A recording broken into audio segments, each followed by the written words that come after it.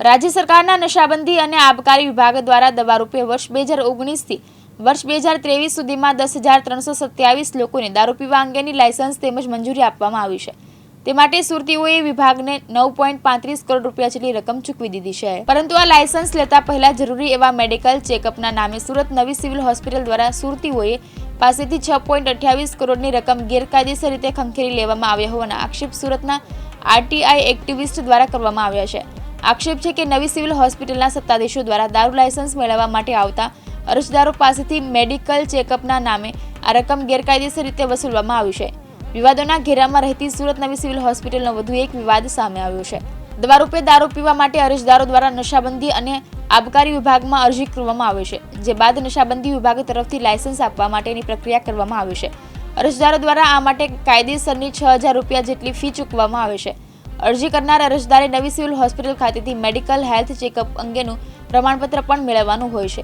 જો કે અરજદારો દ્વારા સુરત નવી સિવિલ હોસ્પિટલ ખાતે મેડિકલ હેલ્થ ચેકઅપ માટે કરવામાં આવેલ અરજીના નામે હોસ્પિટલના સત્તાધીશો દ્વારા વર્ષ 2019 થી વર્ષ 2023 સુધીમાં 10,307 લોકો પાસેથી 6.28 કરોડ રૂપિયા જેટલી રકમ ખંખેરી લેવામાં આવી હોવાના આક્ષેપ થયા છે। સંજય ઈજવા આરટી એક્ટિવિસ્ટ છું। સંજયભાઈ, તમે સિવિલને લઈને એક આરટીઆઈ કરી છે, મુદ્દો હતો અને કઈ રીતે તમને જાણકારી મળી? આ મુદ્દો એ હતો, નશાબંધી અને અબકારી ખાતું ગુજરાત દ્વારા દારૂના પરમિશન આપવામાં આવે છે।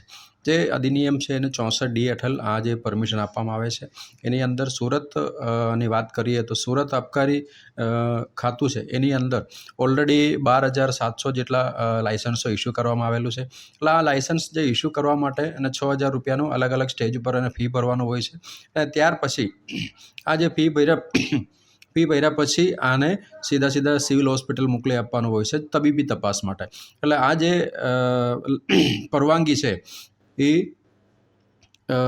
દવાના રૂપે દારૂ પીવા માટેનું વ્યાખ્યામાં આપવામાં આવે છે। એટલે સિવિલ હોસ્પિટલની અંદરના જે તપાસણી કરે એની અંદર તપાસ કર્યા પછી ત્યાંથી ભલામણ કરવામાં આવે છે। પણ જ્યારે અધિનિયમ જોવા જઈએ તો એની અંદર કોઈ રકમ સિવિલ હોસ્પિટલમાં ભરવાના થતા નથી, પણ છતાં સિવિલ હોસ્પિટલ દ્વારા 10,000 રૂપિયા પર અરજદાર પાસેથી અત્યારે રકમ વસૂલી રહ્યા છે। એટલે આ જે રકમ છે છેલ્લા 4 વર્ષનો અત્યારે ગણતરી કરીએ તો આ રકમ 6,28 લાખ રૂપિયા પહોંચ્યા છે। અને ઓલરેડી આટલા જે 12,000 જેટલા અરજદારો માટે 6,000 રૂપિયા લેખીને અને રિન્યુઅલ બધું સાથે મળીને 9 કરોડથી પણ વધારે અબકારી ખાતું તો ઓલરેડી વસૂલ કરી રહ્યા છે। એની ઉપરાંત આજે 6,28 લાખ રૂપિયા જે વસૂલ કરી રહ્યા છે એ તદ્દન ગેરકાયદેસર છે અને રોગી કલ્યાણ સમિતિ હાલમાં અસ્તિત્વ પણ નથી। સરકારના હુકમ મુજબ એ જે સમિતિની અંદર આ પૈસા ઉઘરાવી રહ્યા છે, કોઈને રસીદ આપે છે, કોઈને રસીદ નથી આપતા, અને આ જે ગેરકાયદે છે બંધ કરવા માટેનું મારે અરજી છે, નિવેદન છે। આ જે રીતે તમે આરટીઆઈ માંગી હતા, આરટીઆઈ દ્વારા શું જવાબ મળ્યો હતો અને કઈ રીતના તમે હવે આગળના પગલાં ભરશો?